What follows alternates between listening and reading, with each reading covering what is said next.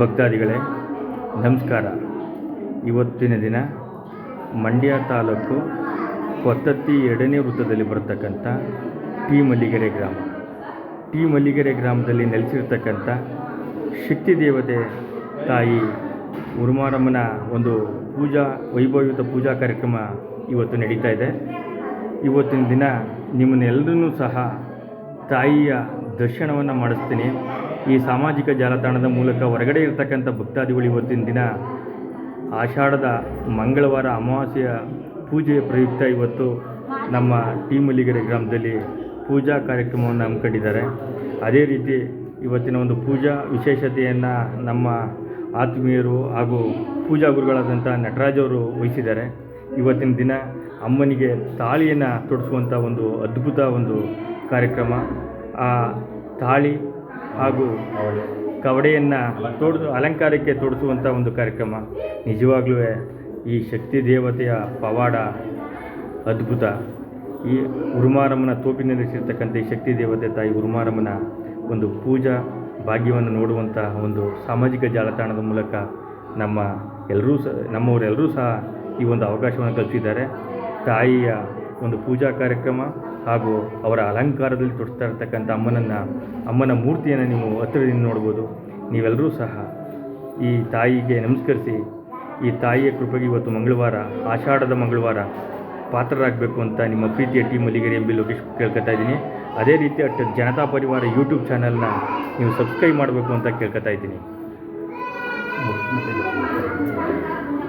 ಅದೇ ರೀತಿ ಇವತ್ತು ಆಷಾಢದ ಮೊದಲನೇ ಮಂಗಳವಾರ ನಮ್ಮ ಪಕ್ಕದ ಈ ದೇವರ ಭಕ್ತಾದಿಗಳಾಗಿರ್ತಕ್ಕಂಥ ಮುಟ್ಟನಹಳ್ಳಿ ಗ್ರಾಮದವರಿಂದ ಮೊದಲನೆಯ ಮಂಗಳವಾರದ ಪೂಜಾ ಕಾರ್ಯಕ್ರಮ.